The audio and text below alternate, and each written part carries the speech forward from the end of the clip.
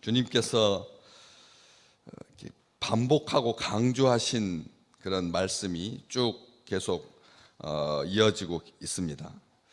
주님은 분명하게 말씀하십니다. 나는 땅에서 나지 않았다. 나는 하늘에서 내려왔다. 이렇게 말씀하십니다. 분명히 마리아 어머니에게서 났죠. 아버지가 요셉이고. 그런데 주님께서 이렇게 말씀하십니다. 내가 하늘에서 내려왔다고. 땅에 속하지 않았다. 하늘에서 내려왔다. 이게 갑자기 뜬금없이 하늘에서 내려왔다고 하면 자기를 높이는 말이 될 것입니다. 땅에서 났다는 말은 낮은 그냥 보통 인간의 모습이라면 하늘에서 내려온 거니까 낳지도 않고 태어나지도 아니하고 내려왔다. 어린 시절 다 무시하고 부모도 없고 친구도 없고 그냥 나는 하늘에서 뚝 떨어진 아주 교만한 그런 표현이 될 것입니다.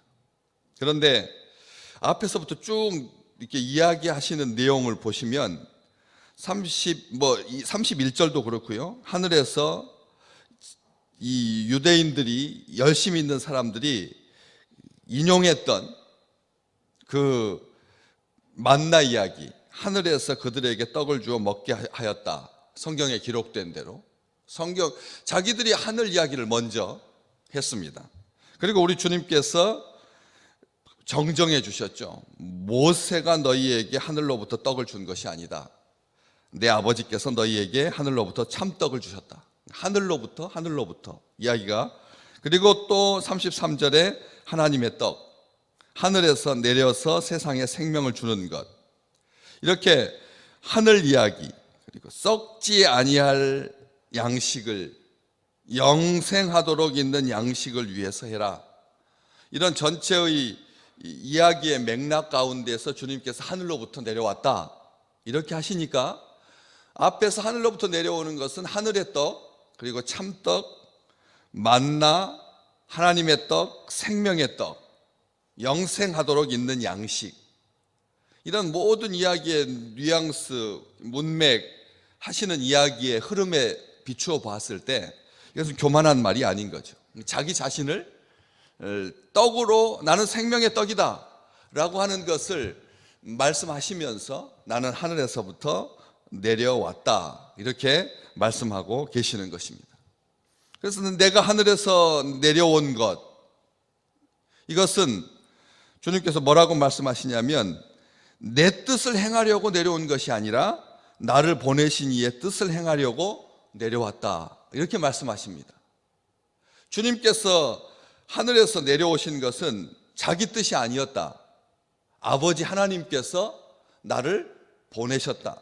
철저하게 하나님으로부터 말미암은 자기의 존재, 하나님으로부터 시작된 자기의 사명 말씀하고 계시는 겁니다. 우리는 땅에 속해서 삽니다. 땅의 일을 하면서 살고요. 그렇지만 근본 출처가 하늘에 속해 있다라고 하는 것을 잊지 마시기 바랍니다. 히브리서 3장 함께 하늘의 부르심을 받은 거룩한 형제들, 함께 하늘의 부르심을 받은 거룩한 형제들. 우리의 정체성이 땅에서 났지만 부르신 분이 하나님이시고 소속이 하늘이라고 하는 것이죠. 주님께서 그것을 아주 분명하게 말씀하십니다. 그런데 이 5장 30절에도 나는 내 뜻대로 하려 하지 아니하고 나를 보내신 이의 뜻대로 하려고 한다. 그렇게 말씀하셨습니다. 나를 보내신 이의 뜻대로 한다라고 하는 이 말, 보내신 이의 뜻, 이 땅에 나를 보내신 이의 그 뜻을 이루려고 주님께서 부지런히 하나님의 뜻에 순종하셨다. 이 표현은 요한이 두드러지게 사용하고 있습니다. 요한은 예수님께서 보내신 이의 뜻을 행하기 위해서 철저하게 복종하셨다. 이 비굴한 용어인데 이 복종이라고 하는 용어를 써가면서까지 아버지의 뜻에 자기를 종속시키셨다. 이렇게 말씀하십니다. 자기 의지를 가지는 것, 자기 생각이 있는 것은 성숙한 사람의 증거이죠. 그런데 가장 성숙하신, 가장 완전하신 우리 주님께서 하나님의 뜻에는 자기의 뜻을 드러내지 않았다는 것입니다. 우리는 어설프게 뭔가 갖고 어설프게 있는 사람들이 하나님의 뜻에 반하는 행동을 하지, 진심으로 하나님을 사랑하고 하나님께 속해 있는 사람, 하늘의 부르심을 받은 사람들은 아버지의 뜻대로 한다는 것이죠. 수가성 우물가에서 여인에게도 말씀하셨습니다. 제자들에게 말씀하셨습니다. 내 양식이 나를 보내신 이의 뜻을 행하고 그 일을 온전히 행하는 것이다. 나는 이게 내 먹을 거다, 내 양식이다, 이렇게 말씀하셨습니다. 참 놀라운 표현이죠. 보통 이런 어떤 일과 관련하여서는 냉철함이, 일과 관련, 행함과 관련하여서는 자기 자랑이 있을 수 있잖아요. 그런데 우리 주님께서 나를 보내신 이의 뜻을 행하고 그 일을 완전하게, 온전하게, 하나도 빠짐없이 철저하게 이루는 이것이 내 양식이다, 내 먹거리다, 내 목숨이다, 내 삶이다, 내 생활이다, 이렇게 말씀하셨습니다. 무엇을 행하면서 살고 계십니까? 우리의 의지는 무엇이고 우리의 방향은 무엇이고 우리의 동기는 무엇입니까? 모든 순간에 우리 주님은 아주 철저하게 이것을 기본으로 삼았다, 내 양식, 내 기본으로 삼았다 말씀하셨습니다. 보내신 이의 뜻을 행하는 것 때문에 요한복음 8장에 보면 나를 보내신 이가 나와 함께 하신다, 나는 항상 그가 기뻐하시는 일을 행하기 때문에 나 혼자 버려두지 아니하셨느니라. 주의 일을 기쁘게 행하는 자는 하나님께서 항상 함께 하십니다. 우리 이걸 기억하셔야 됩니다. 주님과 함께 하려고 보내신 이의 뜻을 행하는 게 아니라 내가 너무나 나를 보내신 이의 그 사명, 나를 보내신 이의 그 소명, 사명과 소명으로 하나님의 일을 기쁘게 행하면 주님께서 나와 함께 하시고 나를 혼자 두지 않으신다는 것이죠. 그래서 보내신 이의 뜻을 행한다라고 하는 이 말이 계속 그 다음으로 계속 이 이야기 가운데서 아주 빈번하게 말씀을 하십니다. 여기에서 딱 질문 하나가 떠오르는 거죠. 보내신 이의 뜻이 뭐냐는, 예수 그리스도를 하나님께서 왜 보내셨습니까? 우리는 알고 있습니다. 우리를 위해서, 나를 위해서 죽으시는 거예요. 죽으려고 하늘에서 내려오셨습니다.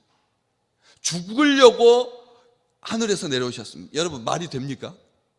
하늘에서 내려왔으면 모든 인류를 구원하고 모든 인류에게 행복을 주고 모든 인류에게 생명을 주고, 아니면 모든 인류가 철저하게 하나님을 바라볼 수 있도록 날마다 구름 기둥으로, 불 기둥으로, 양식으로 멋있는 것 얼마나 많습니까? 하루도 빠지지 아니하고 만나를 주고, 하루도 빠지지 아니하고 물 위를 걷고, 하루도 빠지지 아니하고 10,000명씩 죽은 자를 살리고 병든 자를 고치고 귀신을 쫓아내고, 이런 말이 훨씬 더 우리 주님에 대해서 잘 설명하는 것일 텐데, 우리 주님께서 왜 오셨느냐? 죽기 위해서 오셨는 겁니다. 죽으려고 오신 겁니다. 우리를 구원하시기 위해서, 죽기 위해서 하늘로부터 내려온 것이죠. 그런데 우리 주님은 그 말을 이렇게 39절과 40절에서 이렇게 설명합니다. 내게 주신 자 중에서 내가 하나도 잃어버리지 않으려. 내게 주신 자 중에 내가 하나도 잃어버리지 않고 마지막 날에 다시 살리는 이것이 하나님의 뜻이다, 이렇게 말씀을 하십니다. 주님께서 내가 죽으려고 왔다 하면 죽음이 규정이 돼버립니다. 죽음이 모든 것이 돼버립니다. 그러면 끝입니다. 아무런 설명이 필요 없는 거죠. 죽으려고 왔다는데 우리가 무슨 대항을 하며, 우리가 무슨 의지를 가지며, 무슨 자유의지가 있겠습니까? 주님께서 아주 가장 강력한, 사람들에게 있어서 죽음이라고 하는 것은 이게 마침표인데 더 이상 할 말을 못하게 하는 말이잖아요. 내가 죽으려고 왔다는데 무슨 말을 하겠습니까? 근데 주님은 그렇게 말씀하시지 않는다. 죽으려고 오셨지만 뭐라고 설명하시냐면 내게 주신 자 중에서 내가 하나도 잃어버리지 아니하고 마지막 날에 다시 살리려고 왔다. 이렇게 말씀하시면 좋은데 마지막 날에 다시 살리는 이것이다. 하나님의 뜻이, 나는 보내신 이의 뜻을 행하려고 왔는데 우리 하나님의 뜻이 이것이다. 하나님의 뜻을 강조하는 겁니다. 다시 말하면 내게 주신 자 중에서 내가 하나도 잃어버리지 아니하고 마지막 날에 다시 살리는 것이다. 이렇게 말씀하시지 아니하고 다시 마지막 날에 다시 살리는 이것이다. 아버지의 뜻으로 존귀하신 하나님의 뜻으로 자기가 아무리 온전하고 순전하게 아버지의 뜻에 철저히 복종하셔서 인류를 구원하고 영생을 주시고 심판에 이르지 아니하시고 사망에서 생명으로 옮겼느니라. 이게 소중하고 이게 본질이고 이게 실체지만 우리 주님은 그 말씀까지도 이것이 바로 아버지의 뜻이다. 이것이니라라고 하는 말 안 써도 되거든요. 하나님의 뜻은 내게 주신 자 중에 내가 하나도 잃어버리지 아니하고 마지막 날에 다시 살리는 것이다. 하나님의 뜻은 그렇게 말해도 되는데 다시 살리는 이것이다. 이게 바로 아버지의 뜻이에요. 이것을 강조하고 있는 거예요. 이것을. 이거 어떻게 알 수 있느냐? 또 40절에도 뭐라고 되어 있습니까? 내 아버지의 뜻은 아들을 보고 믿는 자마다 영생을 얻는 이것이니. 또 나옵니다. 마지막 날에 내가 이를 다시 살리리라. 마지막 날에 내가 너희를 다시 살리리라. 마지막 날에 나를 믿는 자, 여기 40절 말씀에 내 아버지의 뜻은 아들을 보고 믿는 자마다 영생을 얻는 이것이니 마지막 날에 아들을 보고 믿는 자는 내가 다시 살리리라. 이렇게 하지 아니하고 이를 강조하고 있는 겁니다. 강조하고 있는 것입니다. 이것이라고 하는 말 표현이 우리 주님께서 말씀하시는 이 말 속에 무엇을 강조하고 있는지를 보여주고 계시는 거죠. 내게 주신 자 중에 내가 하나도 잃어버리지 않는 것이 아버지의 뜻이다. 마지막 날에 다시 살리는 이것이 바로 아버지의 뜻이다. 이 내게 주신 자, 바로 지금 우리를 지금 말씀하고 계시는 겁니다. 우리는 하나님께서 예수님께 주신 자들입니다. 하나님께서 예수님께 주셨습니다. 가장 소중한 것을, 가장 귀한 것을. 여러분, 아버지가 아들에게 줄 때 쓰레기 주시겠습니까? 썩을 것 주시겠습니까? 아니면 소유했을 때 다치는 것 주시겠습니까? 보통 아버지라면 진심으로 아들을 사랑하여서 주실 때 무엇을 주시겠습니까?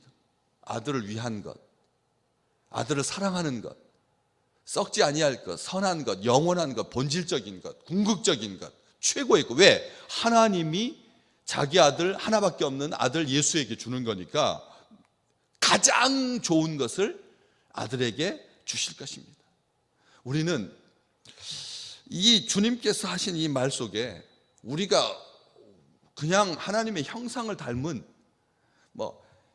예수 안 믿고 비교적 착하게 살 수 있는 그런 내가 아니라는 거예요.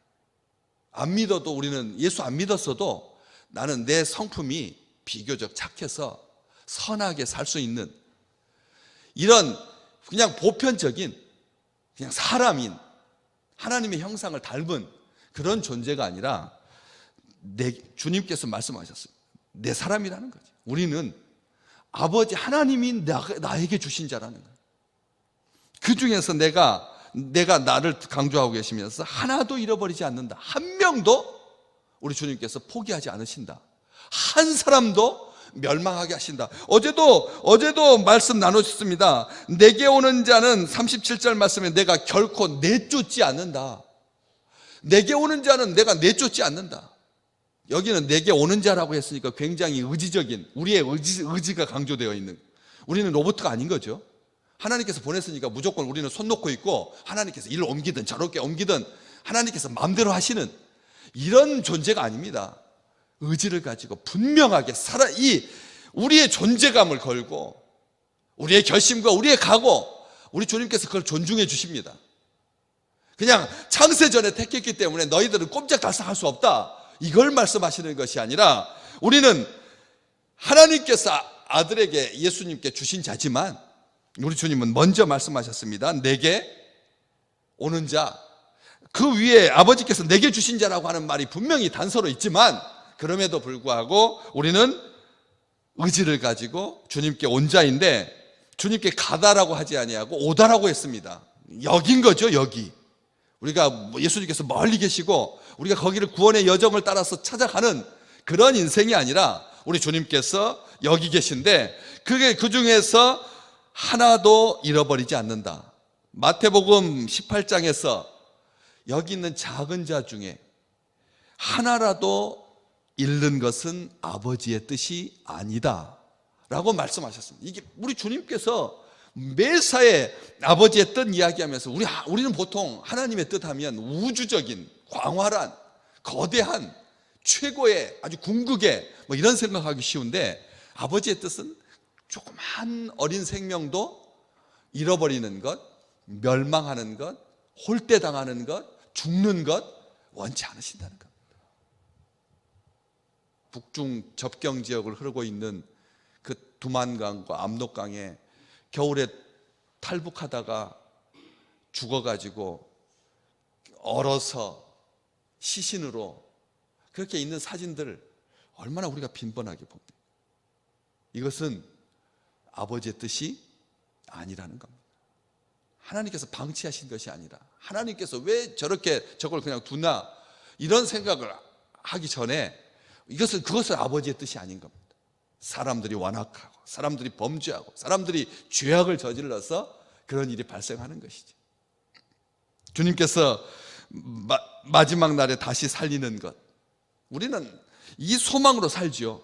그런데 이 마지막 날에 다시 살리는 것, 이게 39절, 40절, 44절도 한번 볼까요? 밑으로 쭉 내려가셔가지고 40절, 44절 함께 같이 읽겠습니다. 나를 보내신 아버지께서 이끌지 아니하시면 아무도 내게 올 수 없으니 오는 그를 내가 마지막 날에 다시 살리리라. 아멘. 마지막 날에 다시 살리리라. 44절 또 볼까요? 54절 뒤로 한 장 넘기셔서 54절 보겠습니다. 내 살을 먹고 내 피를 마시는 자는 영생을 가졌고 마지막 날에 내가 그를 다시 살리리니. 아멘. 우리의 소망은 무엇입니까? 지금 나를 사랑하시고 아버지께서 나를 이끄시고 그리고 나를 보호하시고 우리 인생 이렇게 사는 것 다 주님의 은혜인데, 우리가 이 세상을 떠날지라도 마지막 날에 우리 주님께서 다시 살리실 줄로 믿습니다. 이게 궁극적인 소망이고 참된 소망이지. 우리 주님께서 우리를 다시 살리신다. 이게 아버지의 뜻이다. 이게 하나님의 뜻이라는 겁니다. 우리가 비교적 선하게 살아서 이제 마지막 이제 갈 날도 얼마 안 남았으니까 있는 재산 하나님께 다 사회에 다 환원하고 선교도 더 열심히 다니고 이제 마지막 기력을 쥐어짜듯이 해서 그래서 천국의 문턱을 꼴딱 넘어야지 하는 그런 인생이 아니라, 우리 주님께서 말씀하셨습니다. 마태복음 7장 나더러 주여 주여 하는 자가 하나님의 나라에 천국에 들어가는 것이 아니라 다만 하늘에 계신 내 아버지의 뜻대로 행하는 자라야 들어가리라. 아버지의 뜻대로 행하는 자, 아버지의 뜻이 뭡니까? 마지막 날에 살리는 것. 아버지의 뜻이 마지막 날에 우리를 살리는 것, 혼자 두지 아니하시는 것. 내 원대로 마옵시고 아버지의 뜻대로 되기를 원하나이다. 우리 주님께서 마지막까지 기도하셨던 아버지의 뜻이 마지막 날에 우리가 다시 사는 것, 영생을 얻는 것, 그 참 생명을 누리는 것. 우리의 일상적인 삶뿐만 아니라 보이지 않는 세계에서의 삶까지도 우리 주님께서 우리를 축복하시고 우리를 기뻐하신다는 것을 영원토록 잊지 아니하시는 행복한 주의 백성들 되시기를 주님의 이름으로 축복합니다.